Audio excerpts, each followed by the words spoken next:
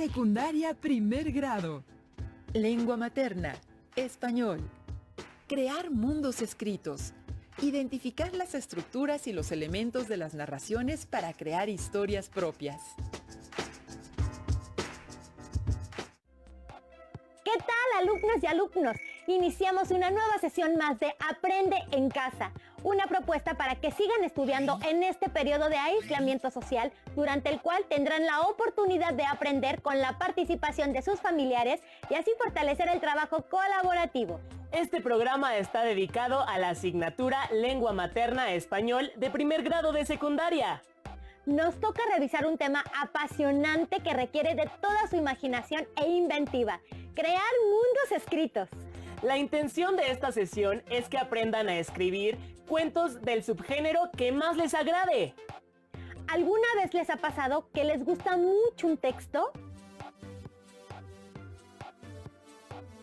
Seguramente se debe a que su trama y personajes están construidos de una manera interesante, o porque nos sentimos identificados ya sea con la historia o los protagonistas, lo que nos impulsa a no despegarnos del texto hasta que terminamos de leerlo.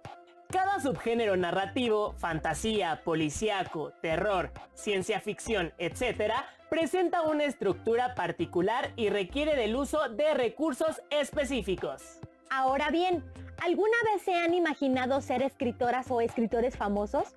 ¿O poder plasmar por escrito las historias que se desarrollan en su mente? Sabemos que esto último es más frecuente, pues alguna vez les ha tocado escribir alguna narración, algo que imaginaron, por ejemplo, un cómic o cuento, entre otros relatos. Bien, pues ahora nos adentraremos en el maravilloso mundo de la escritura de los cuentos.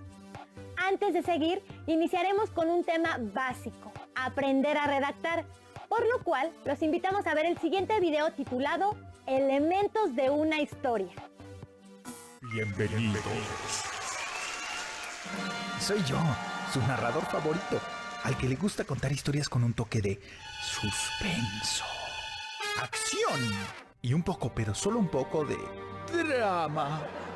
Nuestra protagonista de hoy es ni más ni menos que Caperucita Roja. ¿Y por qué ella tiene una historia y yo no? Porque ella es el personaje principal y todo gira a su alrededor. Caperucita Roja está lista para atravesar el bosque y llevarle unas galletas a su abuelita. Esta es la introducción, el momento en que se describen el escenario y los personajes. Caperucita camina por el bosque. Árboles, árboles y más árboles. ¿No sería mejor un escenario con elementos más bonitos? Algo así como... una playa. Con arena, sol, olas. Pero no. Tenía que ser un bosque peligroso y oscuro. Bueno, pues sigamos. Caperucita se encuentra a un lobo que le recomienda un atajo. ¿Quién puede creer en un lobo?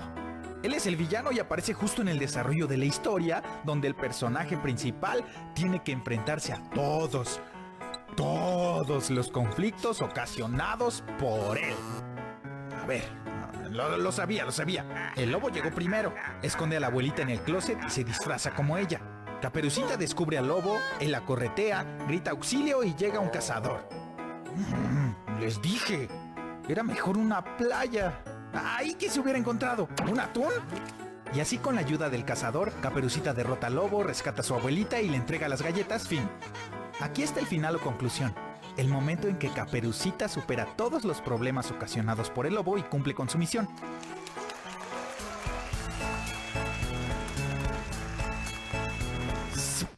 ¿Pero qué pasaría si el protagonista fuera el lobo? ¿O qué tal un dinosaurio? ¿Ya pensaste lo diferente que sería la historia con solo cambiar uno de sus elementos? Esto pasa porque al contar historias, analizamos las causas o consecuencias de lo que sucede. Seguro ya tienen una nueva versión de esta historia en mente. Así que yo voy a hacer la mía. Nos vemos en la próxima.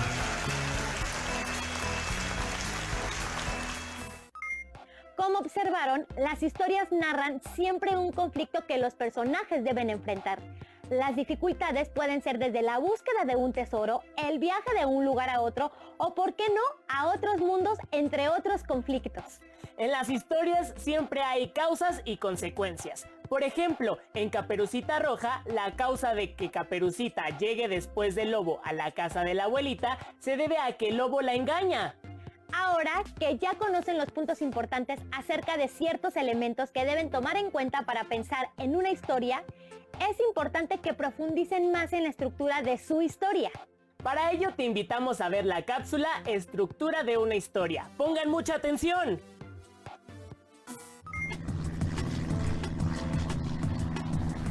Creían que solo era un juego, pero el avión estaba por despegar. Este podría ser el comienzo de una maravillosa historia. ¿De cuál? De la que estás a punto de crear. Este inicio o introducción define el rumbo que tomará tu historia, los personajes que participarán y los lugares o escenarios que van a visitar. Los personajes pueden ser personas, seres u objetos que transmiten emociones, realizan acciones e interactúan con los elementos de la historia.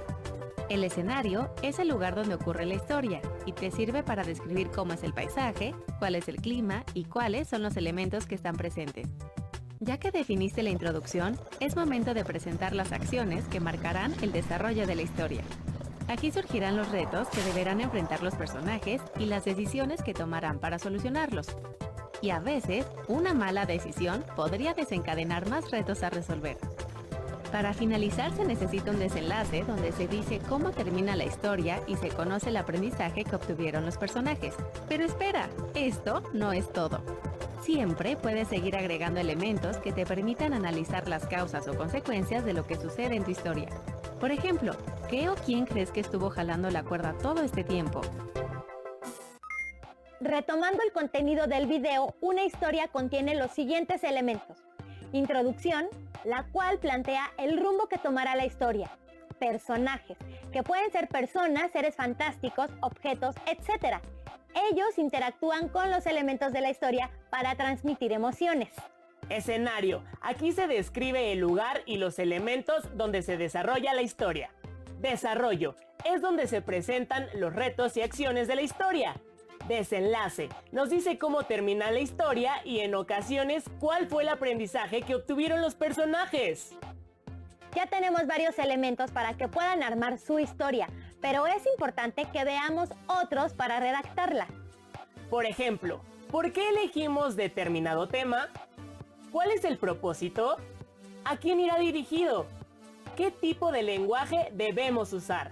Y otras preguntas que nos ayudarán a aterrizar nuestra historia.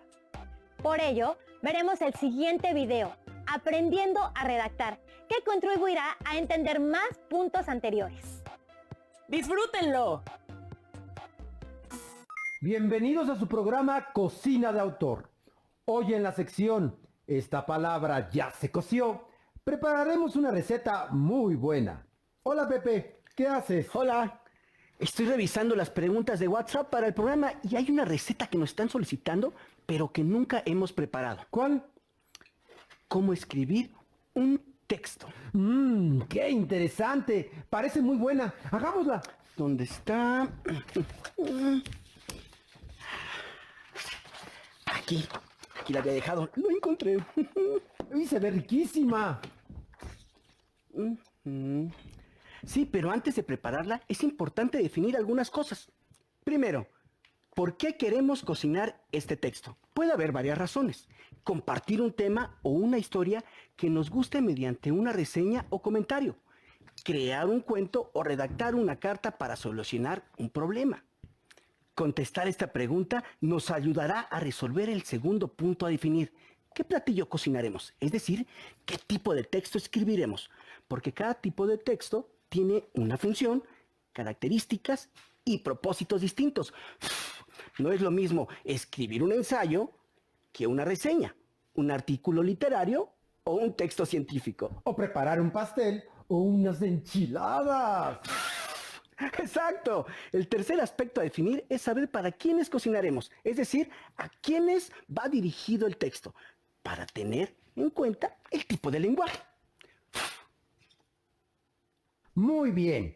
¿Cuáles son los ingredientes? Algunos ya los mencioné. pero son los siguientes. Tema.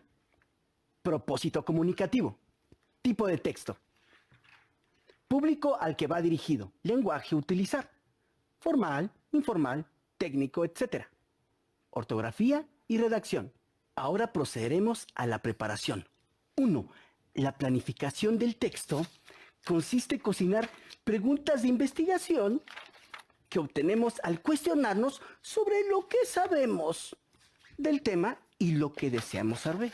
Salpimentamos y buscamos información en fuentes impresas y electrónicas. Marinamos y tomamos nota de los datos relevantes que encontremos, así como de la bibliografía consultada. Organizamos la información con base en las preguntas que planteamos para desarrollar la investigación. 2. Elaboramos la escritura del borrador. Tomamos como base los apuntes que hicimos en la planificación. Lo leemos para ver si cumple con el propósito comunicativo que planteamos. Lo enriquecemos con más información de diversas fuentes. Probemos la mezcla y si es necesario, lo seguimos ajustando. Por ejemplo, el tipo de lenguaje.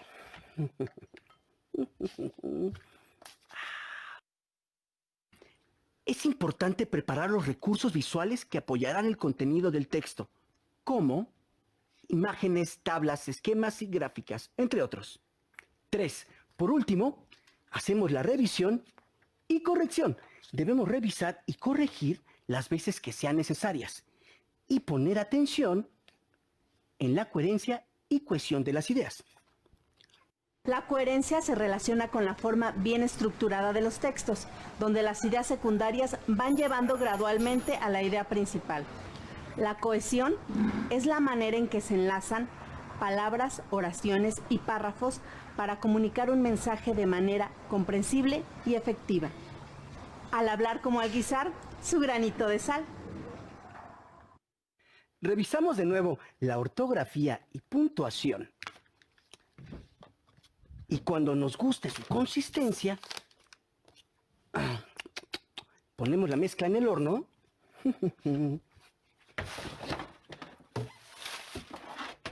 Y la dejamos 1 hora.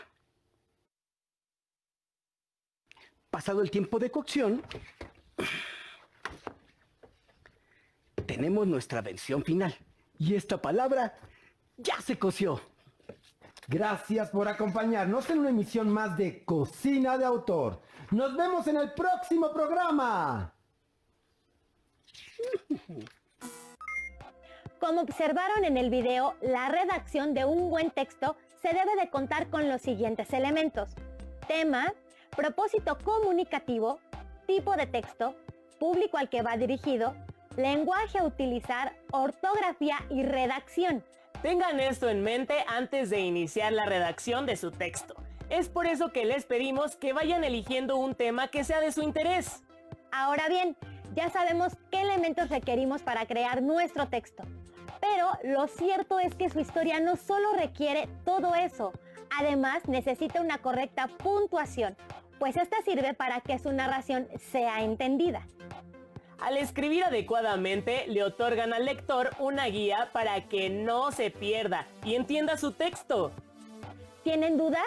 No se preocupen, ahora los invitamos a ver el último video de esta sesión, la importancia de puntuar un texto, en el cual se explica más a fondo este tema. Bienvenidos a otra emisión de su programa Cocina de Autor. En su sección, ¿qué dijo? El tema del día de hoy es la importancia de puntuar un texto. ¿Es posible comprender un texto que no tiene puntuación? ¿Qué ocurriría si no usáramos la puntuación en los textos que escribimos? Hoy sabremos las respuestas. Los concursantes del día de hoy son: escritor irlandés, considerado uno de los más grandes del siglo XX. Entre sus obras destaca Ulises. Con ustedes, James Joyce. ha empleado con maestría la puntuación en sus textos y la primera latinoamericana en ganar el Premio Nobel de Literatura. Ella es Gabriela Mistral. ¡Comenzamos! Primera pregunta. ¿En qué periodo histórico se crearon los primeros antecedentes de los signos de puntuación? A. Grecia antigua. B. Imperio Romano. C. Antiguo Egipto. Grecia antigua. ¡Correcto! Siguiente pregunta. Los signos de puntuación permiten que un texto sea comprendido porque A. Ayudan a jerarquizar las ideas. B. Dan estructura al escrito. C. Destacan las ideas principales. D. Evitan ambigüedades. E. Hacen comprensibles las oraciones. Todas las opciones. ¡Así es! Ahora veamos un ejemplo. Les presento el testamento sin puntuación. Dejo mis bienes a mi sobrino Juan o a mi hermano Luis, tampoco jamás se pagará la cuenta al sastre, nunca de ningún modo para los jesuitas, todo lo dicho es mi deseo. El juego consiste en que le asignaré un personaje de la carta a cada uno y tendrán que valerse de los signos de puntuación para que el testamento los favorezca. Contarán con 10 segundos para ello. El sobrino para James Joyce y los jesuitas para Gabriela Mistral. ¡Comienza el tiempo! Revisemos primero el texto de Gabriela Mistral. ¿Dejo mis bienes a mi sobrino Juan? No. ¿A mi hermano Luis? Tampoco. Jamás. ¿Se pagará la cuenta al sastre? Nunca. De ningún modo. Para los jesuitas todo. Lo dicho es mi deseo. Ahora la versión de Mr. Joyce. Dejo mis bienes a mi sobrino Juan, no a mi hermano Luis.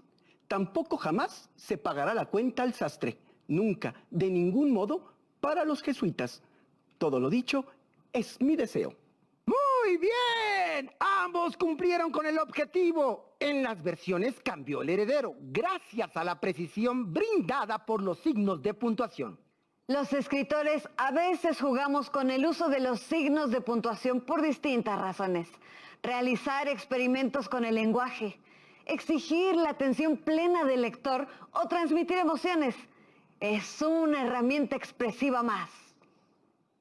Pero para hacerlo y lograr que las narraciones y poemas sean comprensibles, se necesita un conocimiento vasto del lenguaje y dedicarle mucho tiempo al goce de la lectura y la escritura, nuestras mejores maestras. Vayamos con la última pregunta. ¿De qué monarca se dice que anuló la sentencia de un preso cambiando el lugar de la coma? A. Isabel I. B. Carlos V. C. Luis XIV. Carlos V. ¡Bien contestado! El mensaje decía, perdón imposible que cumpla su condena. Y con el cambio quedó, perdón imposible que cumpla su condena. Ha llegado la hora esperada. El ganador es Gabriela Mistral. El premio es un viaje a la ciudad griega de Pompeya, antes de ser consumida por la erupción de un volcán, descrita en la novela Los últimos días de Pompeya, de Edward Bulwer. Los esperamos en la siguiente emisión de Cocina de Autor en su sección ¿Qué dijo? ¿Qué les pareció el video? En él se resalta la importancia de emplear una puntuación correcta dentro del texto que planean escribir, ya que los signos de puntuación pueden cambiar el sentido de una idea o ayudarnos a evocar sentimientos o emociones en nuestros lectores. Pueden poner en práctica su puntuación al redactar diversas oraciones siguiendo esas reglas o incluso jugando con las ideas que les surjan. Para reforzar lo que aprendieron, respondan las siguientes preguntas en su carpeta de experiencias. ¿Por qué es importante establecer un conflicto en la narración?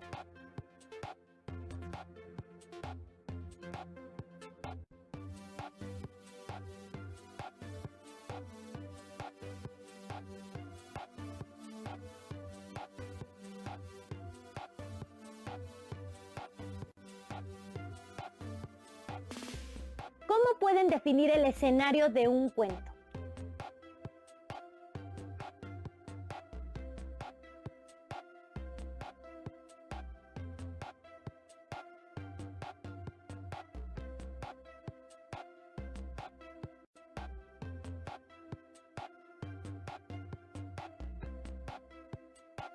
¿Quiénes pueden ser los personajes?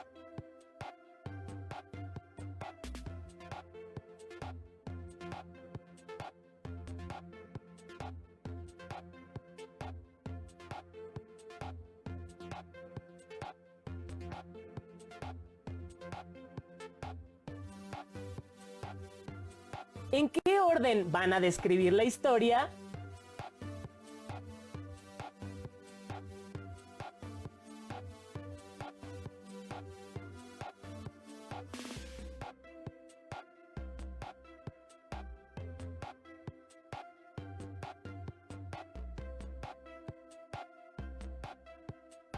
¿Qué eventos son los más importantes en su historia?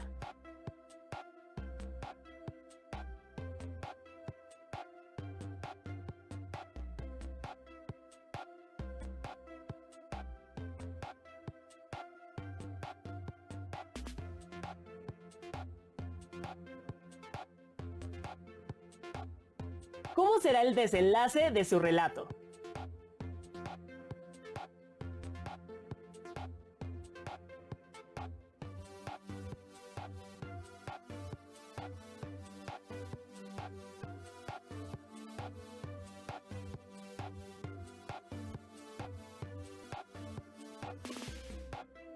Con ayuda de estas preguntas, los invitamos a desarrollar su primer borrador de un cuento breve. Recuerden emplear una puntuación correcta, ya que les ayudará a que su narración sea más interesante. Pueden compartir el cuento con sus familiares o pedirles sugerencias antes de guardarlo en su carpeta de experiencias. Cuando regresen a la escuela, no olviden compartir su historia con sus compañeros, compañeras y docente y pedirles que les digan qué opinan de su escrito. Les recordamos que para hacer su cuento pueden revisar por segunda vez este programa. Esperamos que sea de utilidad. Antes de despedirnos, les sugerimos que no se pierdan la siguiente sesión de Aprende en Casa. ¡Hasta pronto!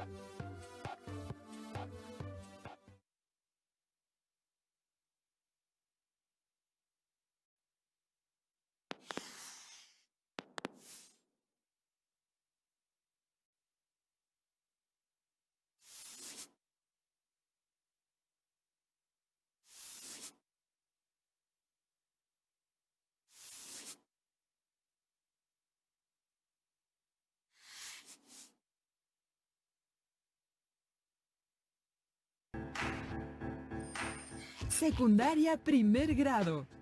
Matemáticas. Multiplicación y división de fracciones. Que el estudiante conozca el método gráfico para multiplicar fracciones y profundice en el algoritmo para multiplicar y dividir fracciones y decimales. ¿Qué tal, alumnas y alumnos de primer grado de secundaria? Sean bienvenidas y bienvenidos a la programación de Aprende en Casa. Anteriormente revisaron el uso cotidiano y el origen de las fracciones. Además, su transformación a números decimales. Así que en esta sesión les proponemos estudiar el procedimiento de algunas de las principales operaciones con fracciones y decimales. Nos referimos a la multiplicación y a la división. Pero vayamos paso a paso para iniciar y los invitamos a ver el siguiente video, el cual explica la multiplicación de fracciones mediante su interpretación gráfica. Nos vemos en unos minutos.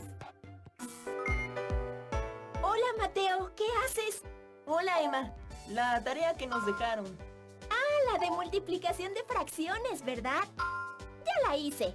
Aunque déjame decirte que investigué un poco y encontré una manera gráfica de entender la multiplicación de fracciones que me gustó mucho. ¿En serio? A ver.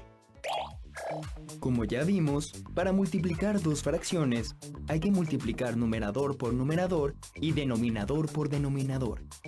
Hemos explicado este proceso a nivel aritmético, pero ¿cómo se vería de manera gráfica?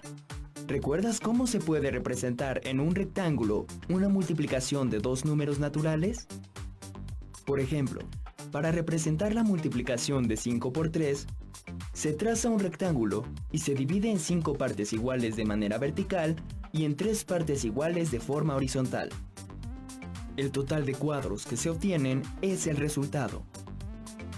Para ver la multiplicación de una fracción de manera gráfica, vamos a hacer lo siguiente. Tomemos el ejemplo que propusimos, 2 tercios por 4 quintos. Observa que ambas fracciones son propias. ¿Recuerdas los tipos de fracciones? Muy bien. El primer paso será representar la fracción 2 tercios. Para ello, dividimos la altura del rectángulo en el número de partes que indica el denominador, es decir, en 3 partes iguales. Tomamos el número de partes que indica el numerador, es decir, 2, y las coloreamos de azul. Así, hemos representado de manera gráfica la fracción 2 tercios. Ahora, en el mismo rectángulo, representaremos la fracción 4 quintos dividiendo la base del rectángulo. Como el denominador es 5, obtendremos 5 partes iguales. Para representar el numerador, que es 4, de estas 5 partes, sombreamos 4 con rayas diagonales. De acuerdo con la subdivisión que realizamos, podemos ver que el rectángulo quedó dividido en 15 partes. Ese número corresponde al resultado de multiplicar los denominadores. De estas partes, las que quedaron iluminadas de azul y sombreadas con rayas diagonales son 8. Ese número corresponde al resultado de multiplicar los numeradores. Este es un ejemplo de cómo podemos ver gráficamente una representación de la multiplicación de fracciones. Recuerda que en este ejemplo se usaron como factores dos fracciones propias. Vamos a revisar ahora un ejemplo de multiplicación de fracciones en el que uno de los factores es una fracción propia y el otro una fracción impropia. Multipliquemos 7 cuartos por 5 sextos. Observa que 7 cuartos es una fracción impropia y 5 sextos una fracción propia. Primero, vamos a representar gráficamente la fracción impropia, es decir, 7 cuartos. Como 7 es mayor que 4, necesitamos 2 rectángulos para representar 2 unidades. Dividimos cada rectángulo en las partes que indica el denominador de la fracción, es decir, en 4 partes iguales. Tomamos el número de partes que indica el numerador, en este caso son 7, y las coloreamos de verde. Así, hemos representado gráficamente la fracción impropia 7 cuartos. Con el mismo procedimiento, vamos a representar a la fracción 5 sextos en cada rectángulo. Ahora, dividimos en partes iguales y de manera vertical cada rectángulo según lo que indica el denominador, que en este caso es 6. Para representar el numerador de la fracción, que es 5, sombreamos con rayas diagonales 5 espacios verticales en cada rectángulo. Cada rectángulo está dividido en 24 partes. Ese es el denominador resultante de la multiplicación 4 por 6. Ahora, al igual que en el ejemplo anterior, contemos las partes que están tanto coloreadas como sombreadas. En el primer rectángulo son 20 y en el segundo son 15. 20 más 15 son 35 partes. Este número representa el numerador. De este modo, podemos ver de manera gráfica el resultado de la multiplicación 35/24. Oye, a mí también me gustó mucho esta explicación, ¿verdad? Ahora le voy a hablar a Pedro, pues le costaba trabajo entender la tarea, y le voy a enseñar esto. Seguro le va a ayudar. En algunas ocasiones, un tema de matemáticas se vuelve mucho más comprensible cuando los números están representados en formas y figuras, ¿no les parece? Eso es muy cierto, pero sigamos con el tema de las operaciones. Ahora para el caso de los decimales. Y para ello, las y los invitamos a ver qué hay detrás del proceso para realizar la multiplicación de números decimales a través del siguiente video. Pongan mucha atención. Ayer Mientras hacía la tarea de multiplicación de números decimales, se acercó mi primo, quien también está en primer grado de secundaria. Me di cuenta de que le costaba trabajo entender el proceso. ¿Y qué hiciste? Se lo expliqué de la misma manera que nos explicó a nosotros el maestro. Para multiplicar números decimales, debemos seguir el mismo proceso que para multiplicar números naturales. Veamos un ejemplo. 12.3 por 4.5. Al igual que en el algoritmo para multiplicar números naturales, colocamos los números verticalmente. Ahora, de la misma manera que con los números naturales, realizamos la multiplicación. El resultado es 5535. Fíjate bien, hasta aquí, el proceso es similar a una multiplicación sin decimales, y el resultado equivale a la multiplicación de 123 por 45. ¿Dónde está la diferencia? Para colocar el punto decimal en el resultado, debemos contar el número total de decimales que hay en los factores y sumarlos. El número 12.3 tiene una cifra decimal después del punto, el 3. Entonces, el 12.3 tiene un decimal. El factor 4.5 también tiene una cifra decimal después del punto, el 5. Un decimal más un decimal es igual a 2 decimales. Vamos de nuevo al resultado de la multiplicación. Por ahora es 5535. El punto decimal se encuentra al final de las unidades, después del 5. Como los factores incluyen 2 decimales, debemos recorrer el punto 2 lugares hacia la izquierda. El resultado final es 55.35. ¿Observaste cuáles son las similitudes entre el algoritmo para multiplicar números naturales que ya conocías y este? Se multiplican los factores sin tener en cuenta el punto. La diferencia está en dónde colocar el punto decimal sobre el resultado. Recuerda, la ubicación del punto decimal depende del número de decimales en ambos factores. Para que te vuelvas un experto, veamos otro ejemplo. 7.34 por .512. Antes de empezar, y de acuerdo con lo que vimos en el ejemplo anterior, ¿cuántos lugares tendrás que mover a la izquierda el punto decimal del resultado? Exacto, 5 lugares, porque al sumar la cantidad de cifras decimales del 7.34, que son 2, más la cantidad de cifras decimales del punto 512, que son 3, se obtienen 5 cifras decimales. Ahora veamos el algoritmo paso a paso. Colocamos los números igual que en el algoritmo para números naturales. Recuerda que no es necesario poner el 0 que está antes del punto en el decimal punto 512, porque solo nos indica que la parte entera es 0. Efectuamos la multiplicación y, al final, lo más importante, mover a la izquierda el punto decimal. Como ya viste, son 5 lugares. Así, tenemos que el resultado de multiplicar 7.34 por .512 es 3.75.808 cien milésimos. Para terminar, escribe en tu cuaderno y con tus palabras el procedimiento para multiplicar números decimales y compártelo con tus compañeros.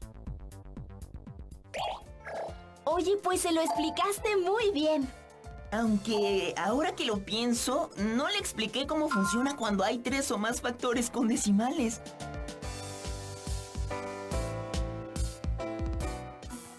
Seguramente ya les va quedando claro lo que sucede con la multiplicación, así que es hora de que conozcan el proceso de la división. Cuando se enfrentan a una división de números decimales, ¿de qué les sirve dividir los números decimales en su día a día? ¿Cómo se hace esta división?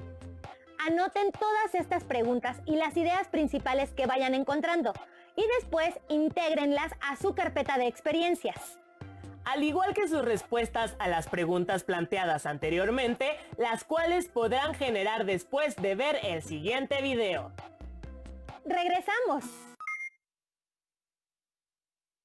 ¿De qué sirve dividir números decimales? Cuando se trabaje con cantidades que no sean enteras y se quiere conocer cuántas veces cabe una con respecto a otra. Por ejemplo, sacar estadísticas deportivas, cálculos de velocidad, dividir la cuenta cuando se va al cine, entre otros ejemplos. Y antes de explicar el procedimiento para dividir números con punto decimal, es importante recordar cómo se nombran las partes de una división. Empezando con el dividendo, que es la cantidad que se quiere dividir en partes iguales, el divisor indica la cantidad que habrá en estas partes iguales, el cociente indica el resultado de la división y el residuo representa la cantidad que sobra cuando la división entre dos cantidades no es exacta. Aunque una división se puede resolver de varias maneras, se recomienda usar el procedimiento que se llama de casita, donde el dividendo se coloca dentro de la casita, el divisor fuera de ella, el cociente en la parte superior y lo que queda fuera y en la parte inferior es el residuo. Dividir 2.75 entre 0.035.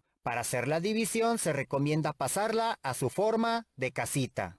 Como tiene un número con punto decimal, siempre el divisor se debe recorrer su punto hasta llegar a la derecha del número. En este caso es necesario mover el punto decimal 3 posiciones y ahora se borra la anterior posición donde se encontraba. Sin embargo, la misma cantidad de posiciones que se movió el punto decimal en el divisor se debe de mover ahora en el dividendo. Una vez que se identifica, se mueve 3 posiciones a la derecha y se borra el punto decimal donde se encontraba. Si existen espacios vacíos, se rellenan con ceros. Con esto se convirtió en otra división equivalente, pero es más sencilla de resolver. Se utiliza el mismo procedimiento para dividir a números enteros, pero antes se recomienda borrar los trazos que se hicieron para ubicar el nuevo punto decimal y ceros del divisor porque no tienen valor.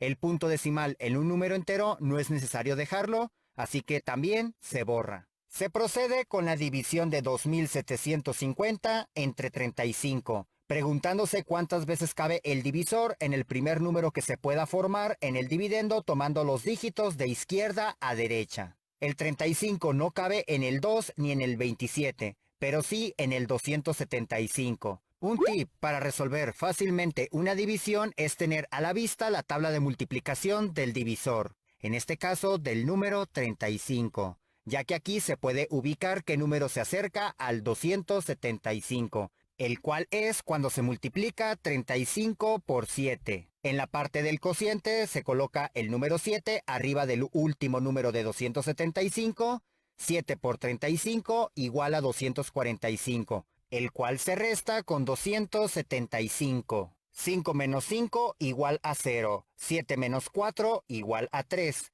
2 menos 2 igual a 0. Este último número no se anota porque no tiene valor a la izquierda. Terminada la resta, se baja el siguiente dígito a la derecha en el dividendo, para colocarlo en el residuo que se tiene hasta el momento. Se repite el procedimiento de cuántas veces cabe el divisor, pero ahora en el residuo.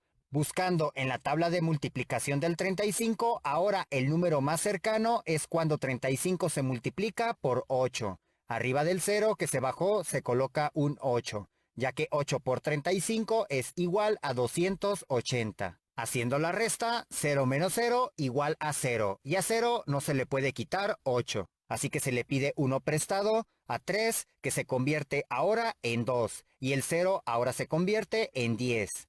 10 menos 8 igual a 2, 2 menos 2 igual a 0, que no tiene caso colocarlo del lado izquierdo. Como a la derecha del último dígito que se encuentra en el dividendo hay un punto decimal, se coloca el punto en la misma posición que se encuentra en el dividendo, pero en el cociente. Y si se quiere conocer decimales en el cociente, entonces en la parte del dividendo se agrega otro 0 a la derecha del punto, y se baja para formar el nuevo residuo de 200. Se repite cuántas veces cabe el divisor en el nuevo residuo y es cuando se multiplica 35 por 5, ya que 5 por 35 es igual a 175, dejando un residuo de 25. Aunque el resultado de la división se puede dejar en esta etapa, se puede seguir agregando ceros a la derecha si se quiere continuar con otra posición decimal en el cociente. Así que se baja el nuevo 0 hasta la parte del residuo. En este caso, el 35 cabe 7 veces y se hace la resta entre los números. Por lo tanto, si se quiere dejar expresado el resultado de la división hasta 2 decimales, el resultado de 2.75 entre 0.035 es 78.57. Para aquellos casos donde únicamente uno de los números tiene punto decimal, en particular cuando sea en el dividendo, se sube únicamente su punto decimal al cociente, ya que en el divisor se encuentra hasta la derecha, porque es un número entero. Cuando el divisor sea el único que tiene el punto decimal, se mueven todas las posiciones necesarias hasta llegar a la derecha, y estas mismas posiciones se mueven en el dividendo. Después se repite todo el procedimiento explicado anteriormente. ¡Listo! Han cubierto el tema de multiplicación de fracciones y multiplicación de división de números decimales. Ahora les toca practicar este tipo de operaciones en casa, con ayuda de sus libros. Para practicar, pueden por ejemplo resolver el siguiente problema. Si Pepe y su familia están de visita en casa de sus abuelos, quienes viven a 290 kilómetros de su ciudad, y tardaron 2.5 horas en llegar, ¿a qué velocidad viajaron? ¿Cómo obtuvieron el resultado? Registren en su carpeta de experiencias estas preguntas, así como sus notas, respuestas y reflexiones. Pueden compartir toda esta información con su familia y cuando regresen a clases podrán retomarla con sus docentes, compañeras y compañeros. No se pierdan la siguiente sesión de Aprende en Casa. ¡Hasta pronto! Cuando se enfrentan a una división de números decimales,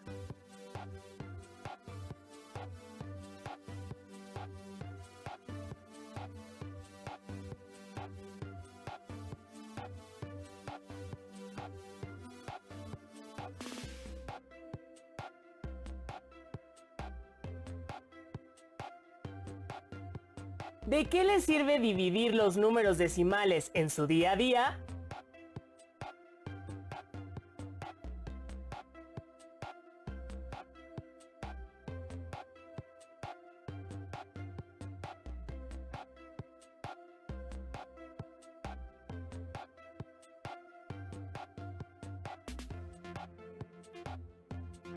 ¿Cómo se hace esta división?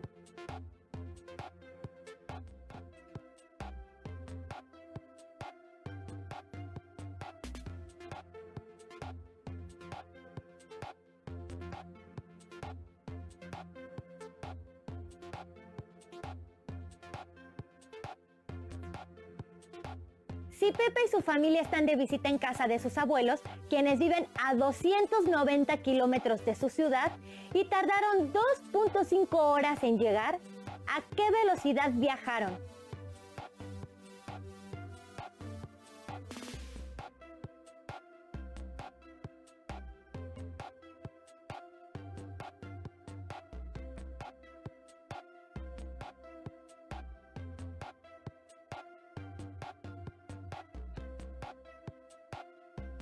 ¿Cómo obtuvieron el resultado?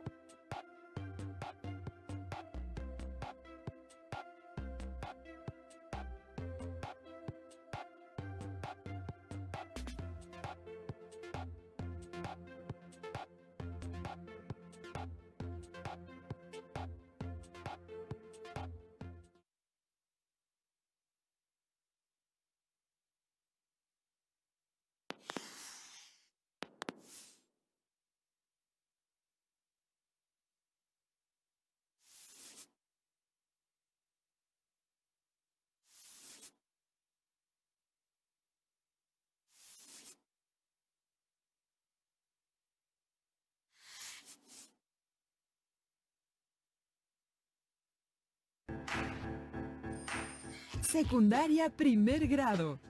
Historia. Importancia y uso del Internet. Que las y los alumnos conozcan la importancia de los medios electrónicos y utilicen el Internet de forma responsable. ¿Cómo están? Bienvenidas y bienvenidos a este programa de historia de primer grado en Aprende en Casa. Antes de comenzar con el tema, queremos mandarles nuestros deseos para ustedes y sus familias, para que la convivencia en casa sea provechosa, paciente y solidaria. Ahora sí, ¿esta tableta es tuya? Sí, es nueva y tiene muy buen rendimiento. Me gustó muchísimo. ¿En serio? Yo no sabría qué hacer con ella.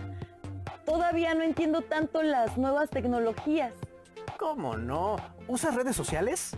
Sí. Ah, pues ahí está. El Internet y los medios electrónicos son parte de todo este desarrollo tecnológico que ayuda a impulsar el conocimiento y a que las personas estén más y mejor comunicadas. Entonces, los invito a que, como yo, conozcan parte del origen del Internet, se pregunten para qué lo usan y reflexionen sobre cómo influye la tecnología en su forma de vida. Desde los orígenes de la civilización, los adelantos tecnológicos han modificado la forma de vida de las personas. En las últimas décadas, este proceso se ha acelerado. ¿Cómo influye la tecnología en tu forma de vida? ¿Cómo influye la tecnología en tu forma de vida? Que antes no había microondas y ahora si ya quiero algo rápido, pues ya recurro a microondas. Pues con mi iPod es más, me salgo a correr y oigo música. La tecnología influye en muchas maneras, porque siempre hay algo nuevo y cambia las cosas, como la televisión.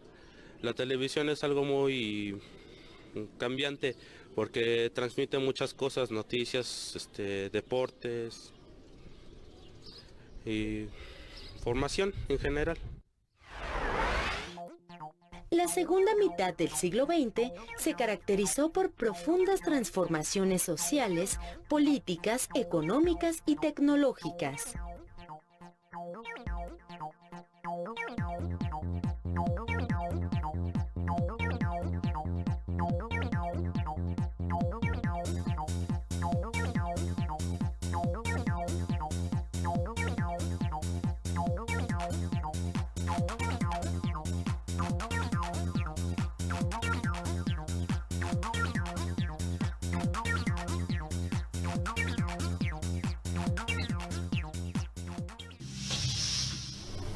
En nuestra vida, hacemos uso de los avances científicos y tecnológicos que se desarrollaron velozmente desde la década de los 60 del siglo XX.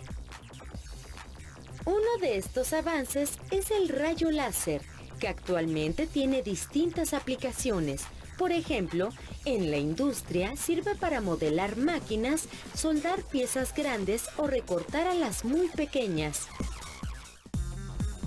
En medicina, sirve para realizar operaciones muy precisas como cirugías oculares o para disolver cálculos renales. En el hogar, es empleado en los reproductores de discos compactos y DVD.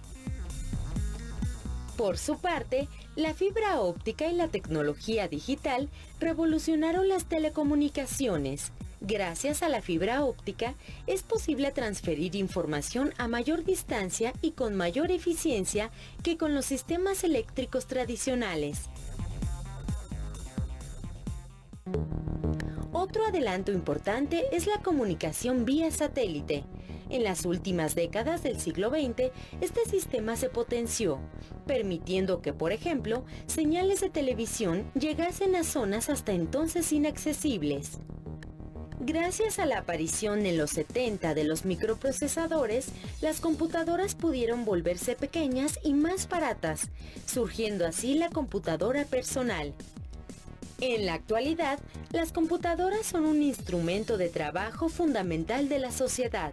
Han modificado la forma de trabajar, estudiar y hasta de relacionarse de millones de personas. ¿Cómo afectan estos y otros avances tecnológicos la vida de las personas?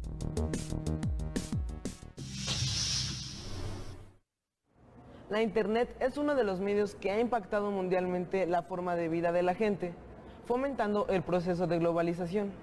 Actualmente, gracias a la red, hay personas que pueden trabajar desde su casa, realizar operaciones bancarias, conocer amigos y hasta hacer sus compras.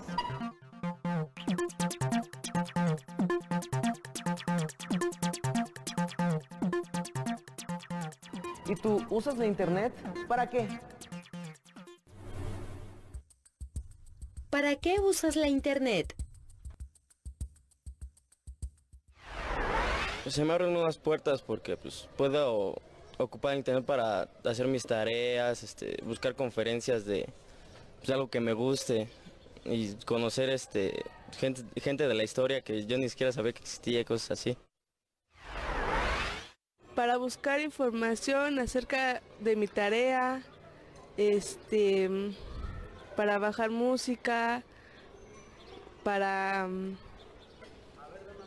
checar mi email. Para comunicarme acerca de las tareas que dejan en la escuela, los trabajos y para poder ver a otras personas que están en red. Bajo música para mi MP3, busco información de la que me piden en clase. Para comunicarme, para saber más cosas de lo que necesito. Pues para buscar información de mis tareas, pues revisar mi página, mis páginas, ver a mis amigos, conocer gente. ¿Sabías que la primera computadora totalmente electrónica pesaba 30 toneladas y ocupaba una superficie de 167 metros cuadrados? Esta computadora se llamaba ENIAC, Integrador y Computador Electrónico Numérico, y fue construida entre 1943 y 1946 en la Universidad de Pensilvania, Estados Unidos de América. En la actualidad existen computadoras portátiles que pueden llegar a pesar no más de 3 kilogramos y medir lo que un cuaderno. Además de Internet, los medios masivos de comunicación como la radio, el cine y la televisión han influido poderosamente en la conformación de una cultura global. Por su parte, la producción a gran escala de artículos diversos requiere de medios de transporte para hacerlos llegar a los millones de consumidores. Una de las características del mundo moderno es el incremento en el tránsito de mercancías, tanto a nivel nacional como internacional, lo cual requiere medios de transporte, aéreos, marítimos y terrestres. En la era global, no solo las mercancías se desplazan más rápido, también las personas. La necesidad de hacerlo rápidamente y a cualquier lugar del mundo incentivó el desarrollo de la aviación comercial, cuya expansión también se dio a partir de los años 60. Por su parte, el crecimiento de la población y las ciudades ha impulsado el fomento del transporte colectivo y también ha generado el aumento de la demanda de transporte particular.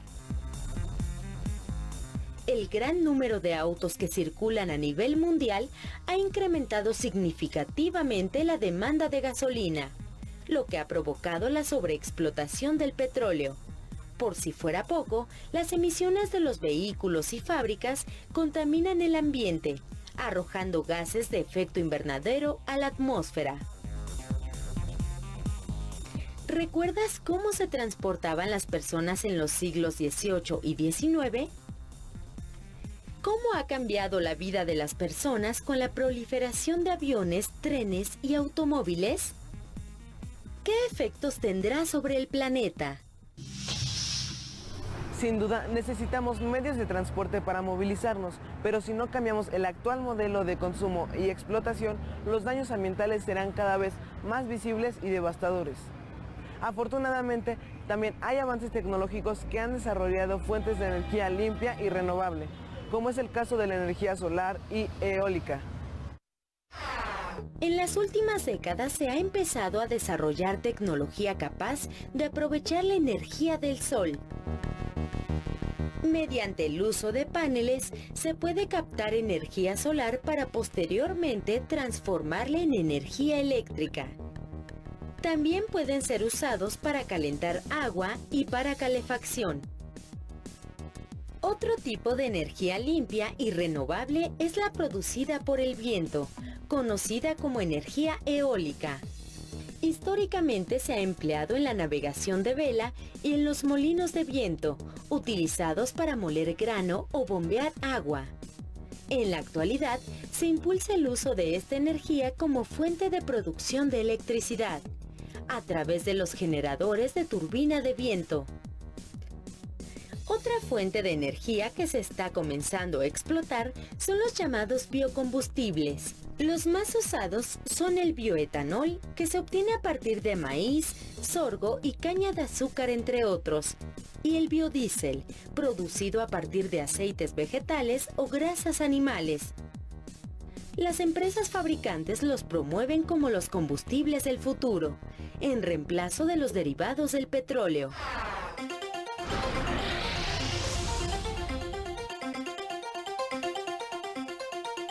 Si quieres conocer más sobre el uso de la energía, las fuentes alternas y el desarrollo sustentable, te invitamos a leer el libro Claudia, un encuentro con la energía, de María Trigueros y Ana María Sánchez, que podrás encontrar en tu biblioteca escolar.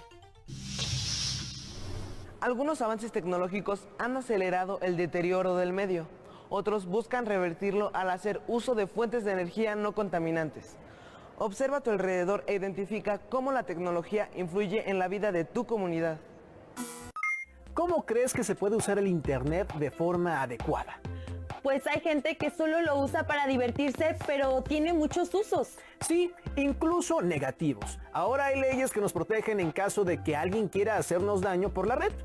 Vamos a ver el siguiente video y después los invitamos a realizar una lista de los riesgos y beneficios del uso del Internet. Qué bueno que tengamos Internet en la escuela. Sí, ahora que podemos usar las aplicaciones escolares, nos será de mucha ayuda. Vamos al salón de medios, ya va a empezar la clase. ¿Y tú? ¿Para qué usas las redes sociales y los medios de comunicación?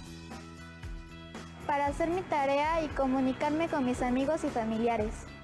Para aprender cosas nuevas y comunicarme con mi familia en Oaxaca. Comunicarme con otras personas, entretenerme.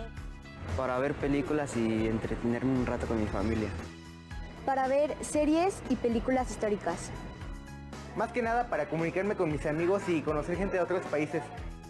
Para pasar tareas o si yo no vengo a la escuela, para que me pasen las tareas y trabajos importantes. Las redes sociales yo las uso para ver páginas de deportes y para saber sobre las culturas de otros países. En México, a partir del año 2013, el acceso a los medios de comunicación y las tecnologías de la información y comunicación, también llamadas TIC, es un derecho incluido en el artículo 6º constitucional. Para el caso de las niñas, niños y adolescentes, se subraya que las TIC deben estar disponibles gratuitamente o a bajo costo, tanto en su comunidad como en la escuela y lugares públicos, además de acompañarse de una capacitación para su uso adecuado. La Ley General de los Derechos de Niñas, Niños y Adolescentes también contempla el derecho a la protección de la información, referente a la vida privada y los datos personales contra riesgos, la cual incluye el cuidado de parte de las familias, los adultos cercanos y los gobiernos, para evitar el acoso, la intimidación, el engaño, el robo de información, los daños a la salud o que esté al alcance todo contenido violento o inadecuado para menores de edad. Asimismo, se estipula que se debe tener acceso a contenidos especialmente diseñados para cada rango de edad, que tenga como fin el entretenimiento, el mejor aprovechamiento escolar y el aumento de la cultura general. ¿Cómo vas con la tarea, Diego? Hoy a la mitad. Ven, mamá, mi papá está marcando por videollamada. Hola, mis amores, ¿cómo están? Los extraño mucho. ¡Nosotros también! El uso de las TIC en el mundo ha transformado la vida de las sociedades, ya que son herramientas muy eficaces para la búsqueda de información, el desarrollo de contenidos y su distribución. Cualquier persona con acceso a un teléfono celular o a una computadora con Internet puede producir contenido y compartirlo. Así, esta información puede estar al alcance de mucha gente en los 5 continentes.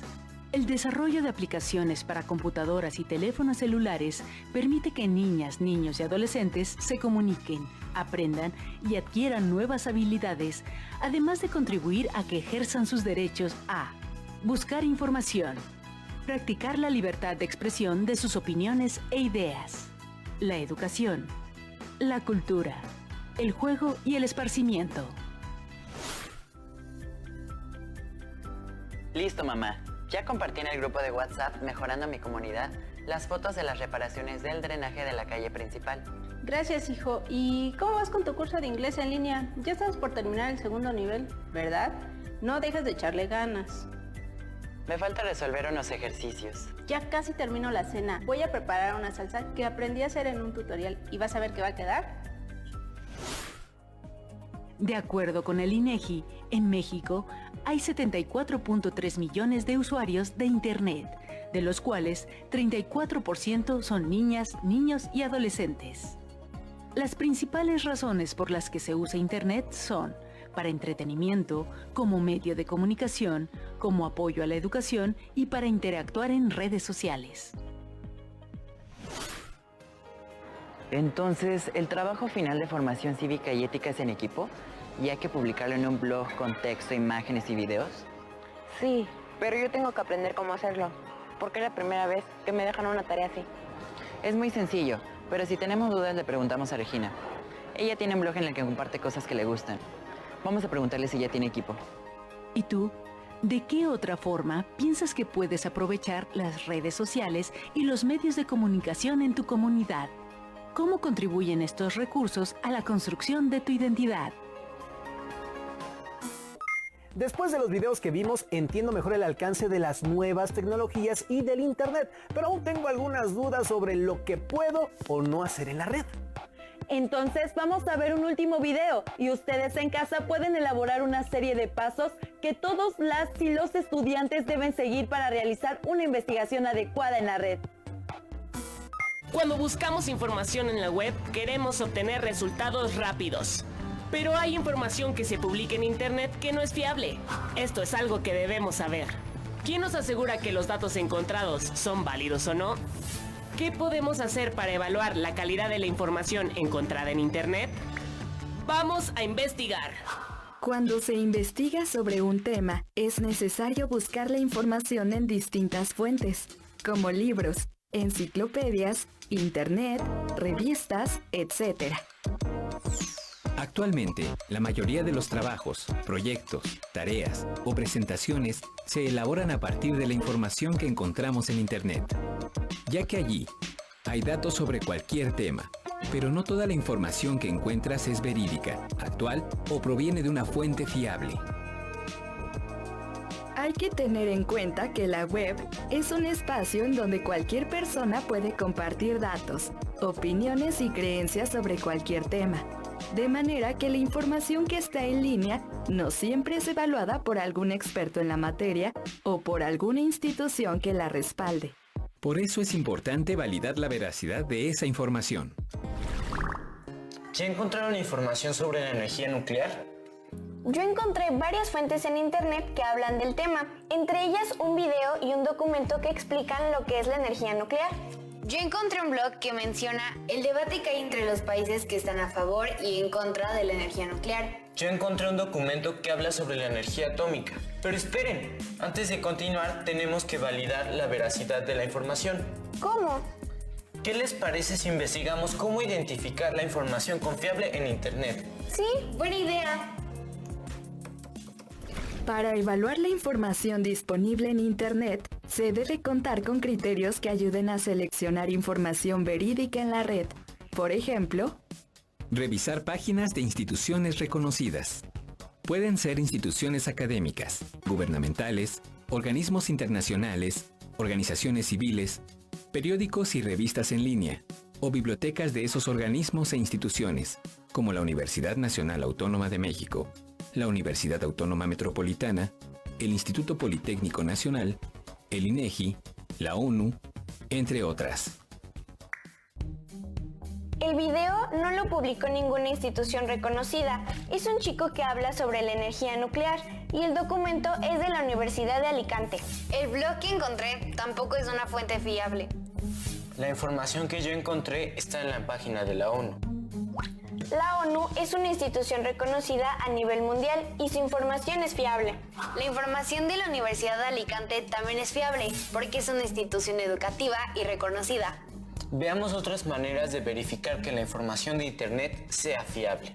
Otra manera de verificar que la información sea fiable es inspeccionar en la página quiénes son los autores. Es importante revisar que los datos que proporciona el sitio estén aprobados por un autor o institución de prestigio que brinde soporte académico o de investigación. De lo contrario, es difícil conocer el origen del contenido y quién lo elaboró, y si es o no verídico. Ya revisé el video y no señala el autor de la información, y en el documento de la Universidad de Alicante sí viene señalado el nombre del autor. En el blog sí está el nombre del autor, pero no es de alguna fuente reconocida. En el documento de la ONU sí se menciona el nombre de la autora. Creo que el video y el blog quedan descartados. ¿Qué más debemos revisar para saber si la fuente es verídica? Veamos. Se debe revisar que la información encontrada contenga las referencias bibliográficas de donde se obtuvo esa información. El documento de la Universidad de Alicante sí tiene referencias bibliográficas. ¿Qué más debemos verificar para saber que la información es fiable? Es importante revisar que la información presentada en el sitio web esté actualizada. Por lo general, las páginas web que terminan en .org, .edu y .gov actualizan sus contenidos constantemente. También hay bibliotecas en línea para consultar la información deseada, como la Biblioteca Digital Miguel de Cervantes, la Biblioteca Digital Mundial y la Biblioteca Virtual Universal. Y se cuenta también con herramientas que ofrecen los navegadores, como los recursos académicos especializados en el tema. El artículo de la ONU no trae fecha de publicación ni de actualización, pero se menciona el año 2015. El documento de la Universidad de Alicante fue publicado en el año 2011. Entonces, nos quedamos con las páginas de la ONU y con la Universidad de Alicante para hacer nuestro resumen. Sí, y descartamos los sitios web que no cumplen con los criterios que garantizan la veracidad de la información, como el video y el blog. Entonces, manos a la obra. Sí. Es importante analizar la información que se encuentra en Internet para asegurarnos de que sea fiable y evitar compartir datos erróneos. ¿Están listos para investigar? ¡Adiós!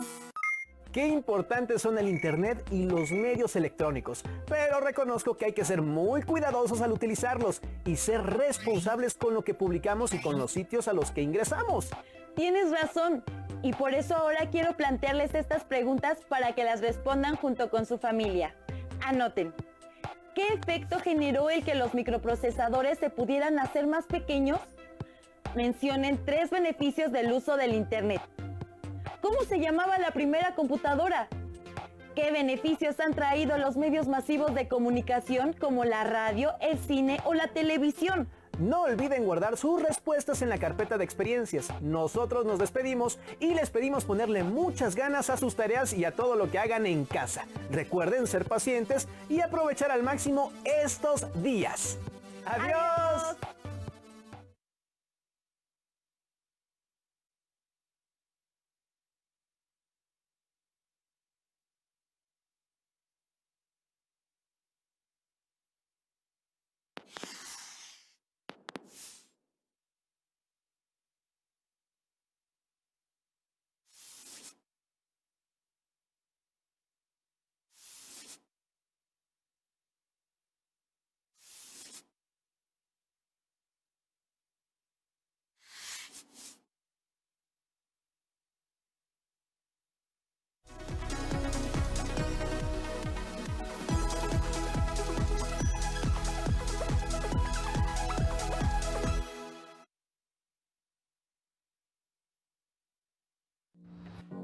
Acabamos de ver en el programa de historia sobre la importancia y uso del Internet una serie de preguntas.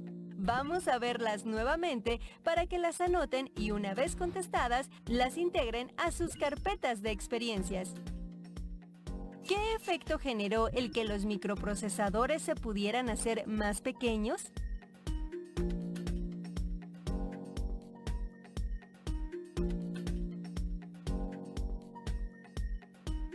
Mencionen 3 beneficios del uso de Internet.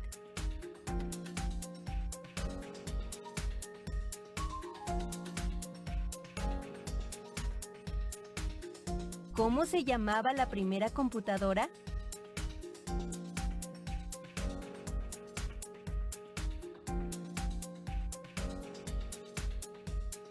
¿Qué beneficios han traído los medios masivos de comunicación como la radio, el cine o la televisión?